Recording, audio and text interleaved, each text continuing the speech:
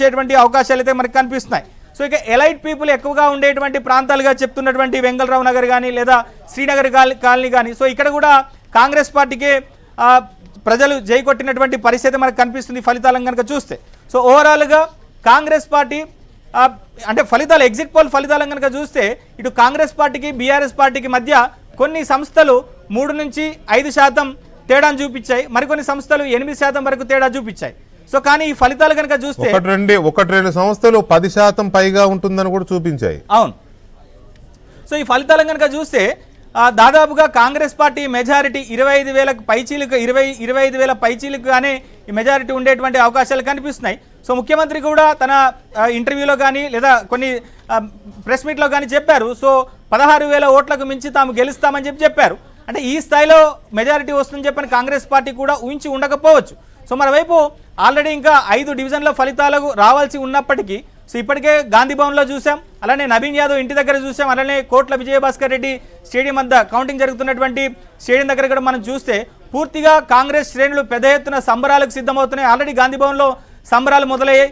కోట్ల Vijayabhaskar Reddy indoor stadium దగ్గర ఎక్కడైతే కౌంటింగ్ జరుగుతుందో అక్కడ బీఆర్ఎస్ నేతలంతా కూడా అక్కడి నుంచి వెళ్ళిపోతున్నట్టుగా మన ప్రతినిధులంతా కూడా చెప్తున్నారు. సో మొత్తం మీద ఈ ఎన్నికల్లో ఇటు చాలా మాటలు, చాలా విమర్శలు, ఆరోపణలు రకరకాలుగా జరిగాయి. ముఖ్యంగా కాంగ్రెస్ పార్టీ ప్రధానంగా చెప్పింది సో జూబ్లీహిల్స్ నియోజకవర్గంలో దాదాపుగా ఇప్పటి వరకు 3,000 కోట్ల రూపాయల అభివృద్ధి జరిగింది.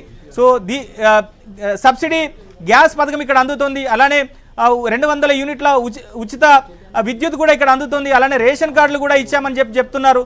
సో ఈ పథకాలన్నీ కూడా మరింతగా అమలు కావాలంటే ఖచ్చితంగా కాంగ్రెస్ పార్టీకి ఓటు వేయాలని చెప్పేసి కూడా అక్కడ ప్రధానంగా రేవంత్ రెడ్డితో పాటుగా మిగతా నేతలంతా కూడా ఇప్పుడే బ్రేకింగ్ వస్తుంది నవీన్. 6వ రౌండ్ కూడా పూర్తయింది. 6 రౌండ్లు పూర్తయ్యేసరికి 15,000 దాటింది లీడ్ అని. సో ఇప్పుడు మీరు చెప్పిన దాని ప్రకారం వచ్చే 4 రౌండ్లు కాంగ్రెస్కి బలంగా ఉండే 4 డివిజన్లు జరగాల్సి ఉన్నాయి కూడా.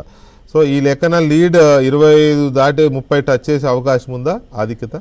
అలానే కనిపిస్తుంది. అంటే 6వ రౌండ్ ముగిసేసరికి 15,000 దాటిందంటే సో ఇంకా మరొక 4 రౌండ్ల కౌంటింగ్ కూడా పూర్తి కావాల్సి ఉంది. 4 రౌండ్ల కౌంటింగ్ పూర్తయ్యేసరికి కాంగ్రెస్ పార్టీకి సంబంధించినటువంటి మెజారిటీ దాదాపుగా 25,000 పైచీలకు చేరుకునేటువంటి అవకాశాలు అయితే కనిపిస్తాయి. ఎందుకంటే మిగతా రౌండ్లు అన్నీ కూడా పూర్తిగా ఇటు కాంగ్రెస్కి అనుకూలంగా ఉండేటువంటి రౌండ్స్. సో దాంట్లో ప్రధానంగా ఎర్రగడ్డకు సంబంధించి ఇంకా 40 పోలింగ్ బూత్లకు సంబంధించి 40 పోలింగ్ బూత్లో కౌంట్ అయినటువంటి పోలైనటువంటి ఓట్లను లెక్కించాల్సి ఉంది.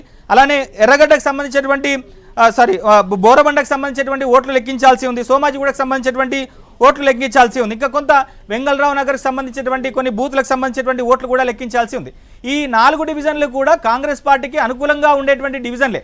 సో ఇక్కడ ఖచ్చితంగా కాంగ్రెస్ పార్టీకే పెద్ద ఎత్తున లీడ్ వచ్చేటువంటి అవకాశాలు కనిపిస్తాయి. నవీన్ ఒక మాట, ఇప్పటి వరకు కౌంటింగ్ సరళి మనం చూస్తే ఫస్ట్ పోలింగ్కి 3 వారాల ముందు కేకే సర్వే అనే పేరుతో దాదాపు 15 నుంచి 16% డిఫరెన్స్ ఉంటుందని వచ్చిన సర్వే బీఆర్ఎస్కి అదనంగా చాలా ముందుంటుందని కదా.